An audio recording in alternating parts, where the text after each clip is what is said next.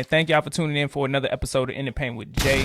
I am your host. Make sure you hit that like, follow, and subscribe button. It has been a crazy weekend, y'all. So we're back to talk about some more transfer portal that's going on in the women's basketball. I was kind of shocked because I was not expecting any breaking news from LSU to be happening over the weekend. But Kim Mulkey went ahead and made a move.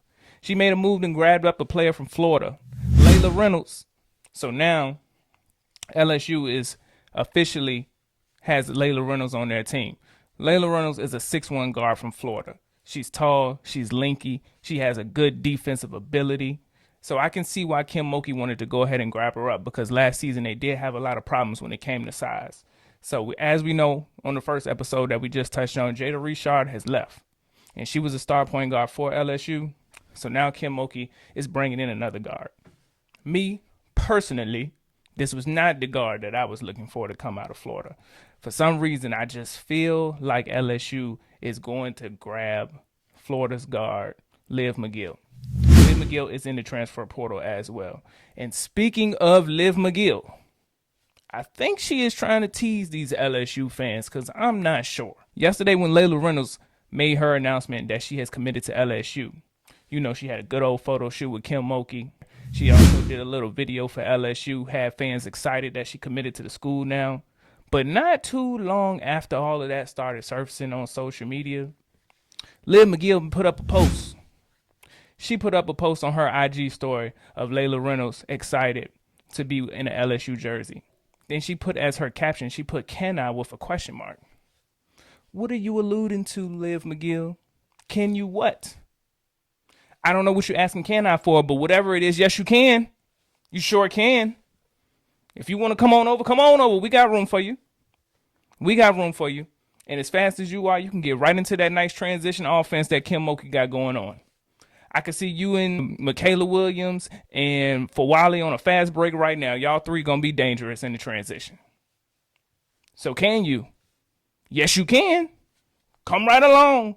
Come right along and join your girl Laila. Come on right on to LSU. We need you. I feel like Baton Rouge will accept you with open arms. So if that is on the table, I hope Kim Mulkey is going to grab that. I really do hope Kim Mulkey will get Liv McGill because Liv McGill is a tough player from Florida. And if she comes to LSU fans will definitely fall in love with her. I can see that now. These girls just committing left and right. They just transferred yesterday and they already at another school. It's getting insane. But Dani Carnegie shocked me coming out the SEC from Georgia. I thought she would have probably stayed in the SEC somewhere because she can hoop. But she decided to go to Iowa.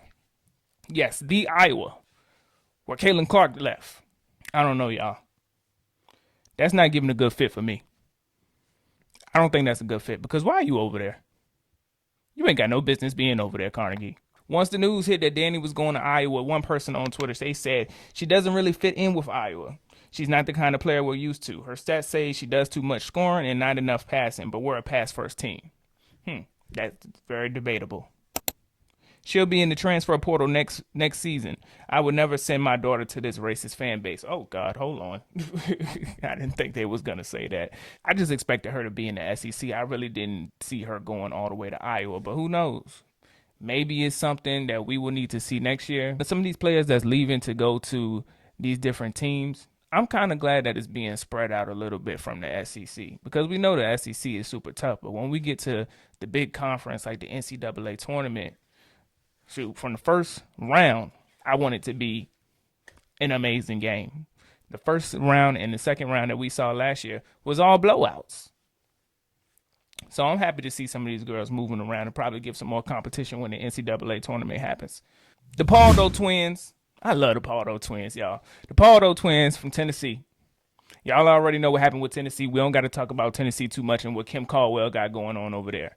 But y'all know the Paulo Twins, they went ahead and hit the transfer portal. Now they committed. They are officially committed. The Paulo Twins are at Rutgers. Rutgers. That's good. Y'all know who Rutgers got now. Rutgers got the head coach, Gary Reedus. Shout out to Gary Reedus, man. He was a recruiter for LSU. He had played a big part in Angel Reese coming to LSU back in 2023 and also played a big role in recruiting Fly J. Johnson. So he's definitely the real deal. I definitely understand why he took LSU to leave for a head coaching job. I'm sure he has dreams and aspirations that he wants to, have in his life. So kudos to him for making this major move and then grabbing the Paulo Twins to come to that school. That's going to bring a lot of recognition to that school. Shout out to the Paulo Twins because damn, Paulo Twins are really good. I can't lie. My only question that I have about the Paulo Twins is I know it's their brand to always be together because they're twins. That's how it works. But in basketball, that's not going to, you're going to have to break up at some point. So when they hit the transfer portal, I was also wondering, were they going to be a package deal or was one going to go to one place and the other was going to go to another place? But both of them committed to Rutgers. So I know that'll work out for them. And that definitely will put Rutgers on the radar because that's a team that I'm going to be checking for next year to see how they all play together with the new system that they got going on. So Rutgers, we got to keep an eye on them next year and see what they do. Because Gary Reedus, I'm trying to tell y'all, he's a beast. He's a beast. And he has a mind. He has an instinct. So it'll be nice to see him being a head coach. Tonight, we have the WNBA draft.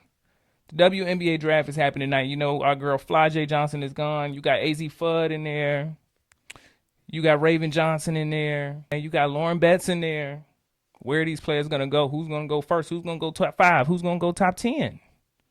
I know one thing. I'm looking real interested to see Roy Harmon, where she's going to place at. Because I don't see why y'all don't got Roy in y'all top 20. But we'll see what happens tonight. So make sure y'all tune into that WNBA draft. And I'll be back here on Tuesday so we can go ahead and break down the draft and see what happened, where people went, what's a good fit for them. Thank y'all for tuning in to another episode of The Paint. I'm your host. Make sure you hit that like, follow, and subscribe button. Stay tuned. We're going to talk about the WNBA draft coming up on Tuesday morning. So once again, I'm out.